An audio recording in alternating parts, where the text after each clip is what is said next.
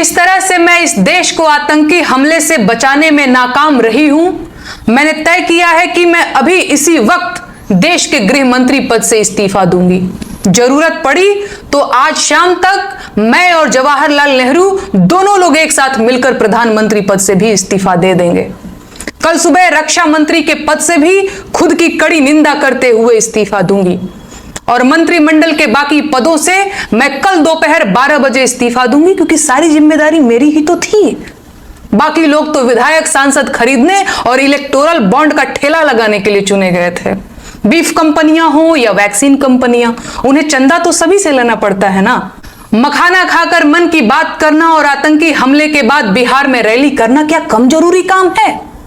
10 लाख का सूट पहनकर पाकिस्तान जाकर बिरयानी खाना भी तो जरूरी है भैया।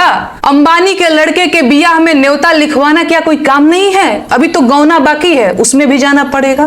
खैर, मेरा इस्तीफा इसलिए भी जरूरी है क्योंकि मैं मणिपुर नहीं जा पाई, रेल दुर्घटना नहीं रोक पाई, कुंभ मेले की भगदड़ नहीं रोक पाई, रेलवे स्टेशन की भगदड़ नहीं रोक पाई।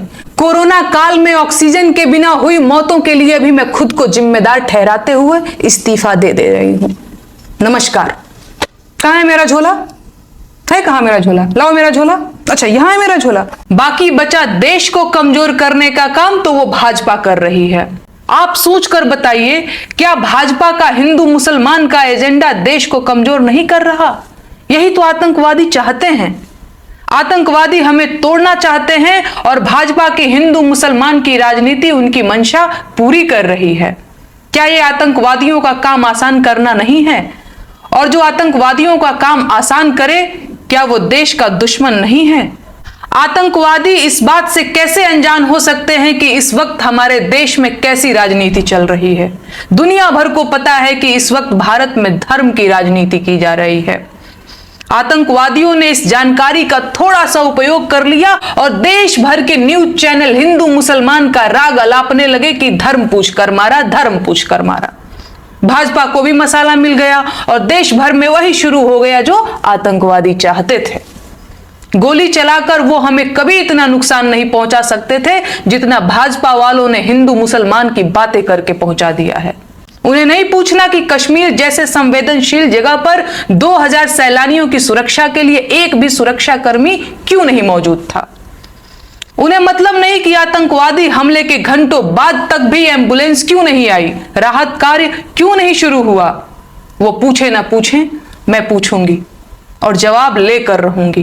कारगिल युद्ध 1999 भाजपा सरकार, संसद पर आतंकी हमला 2001 भाजपा सरकार, अक्षरधाम मंदिर पर आतंकी हमला 2002 भाजपा सरकार, अमरनाथ यात्रियों पर आतंकी हमला 2002 और 2017 दोनों बार भाजपा सरकार, गोधरा कांड 2002 भाजपा सरकार, पठानकोट आतंकी हमला 2016 भाजपा सरकार, उरी आतंकी हमला 2016 भाजपा सरकार, पुलवामा आतंकी हमला 2019 भाजपा सरकार, पहलगाम आतंकी हमला 2025 भाजपा सरकार।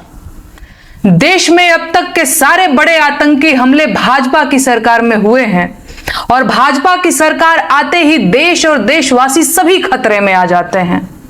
बिहार चुनाव करीब है और देश में जैसे ही चुनाव करीब आते हैं कहीं ना कहीं आतंकी हमला हो ही जाता है और युद्ध के बादल घिर जाते हैं। पहलगाम हमले के बाद से ही सरकारी कवियों ने पाकिस्तान के खिलाफ मोर्चा खोल दिया है और वीर रस की कविताएं पढ़ना शुरू कर चुके हैं। अब इन्हें पाकिस्तानियों के कटे हुए सिर चाहिए, तो कौन जाएगा पाकिस्तानियों के सिर काटने? ये कवि जाएंगे या भाजपा के नेता जाएंगे या अंधभक्तों के भगवान खुद पाकिस्तान जाएंगे सिर काटने? दरअसल इनमें से कोई नहीं जाएगा।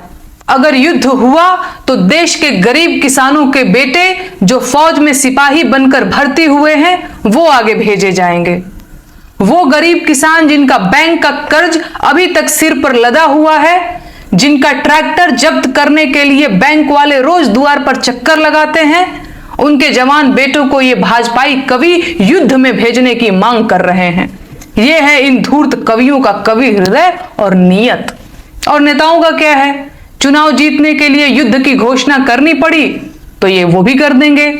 इनके अपने बेटे तो फौज में है नहीं, इनके अपने बेटे तो विधायक, सांसद और बीसीसीआई का सचिव बनने के लिए हैं, लेकिन लड़ाइयों में झोंकने और गोली खाने के लिए तो किसानों के बच्चे हैं, ताकि देश में राष्ट्रवाद का बयार चले और इन्हें वोट मिले। संसाधन देश के खर्च होंगे, बेटे किसानों के मारे जाएंगे, ये है युद्ध की असलियत। और इसीलिए इन नेताओं और उनके चापलूसों को युद्ध की जल्दी है। जब भी चुनाव करीब होते हैं और सरकारों की हालत खराब होती है, तो पड़ोसी देशों से युद्ध और तकरार को चुनाव जीतने के लिए हुकुम के इक्के की तरह उपयोग किया जाता है। इसीलिए भाजपा के नेता और उनके चापलूस पूरी ताकत लगा रहे हैं कि किसी भी तरह से पाकिस्तान के साथ युद्ध शुरू हो जाए। लेकिन कोई माई का लाल ये नहीं पूछ रहा है कि कश्मीर जैसी संवेदनशील जगह पर 2000 पर्यटकों की सुरक्षा के लिए एक भी सुरक्षा कर्मी मौजूद क्यों नहीं था। हमला आतंकियों ने किया है तो आतंकियों को चुन चुन कर मारिए, लेकिन आतंकियों को मारने की बजाय पाकिस्तान से युद्ध ठान लेना देश के हजारों सैनिकों की जान जोखिम में डालना है। जिस क्रूर आतंकी हमले को वजह बताकर पाकिस्तान से युद्ध करने की बात की जा रही है, उस आतंकी हमले में किसी भाजपा के मंत्री ने अपनी चूक क्यों नहीं मानी? देश के गृह मंत्री ने अपना इस्तीफा क्यों नहीं लिखा? और प्रधानमंत्री को हमले के तुरंत बाद आतंकियों को धमकाने के लिए बिहार में रैली करने की क्या जरूरत पड़ गई? ये सवाल मीडिया कभी नहीं पूछेगा और सरकार इन्हीं सवालों से मुंह छुपा रही है। इसीलिए अंधभक्त इन्हीं सवालों को पूछने पर मुझे धमकियां और गालियां दे रहे हैं।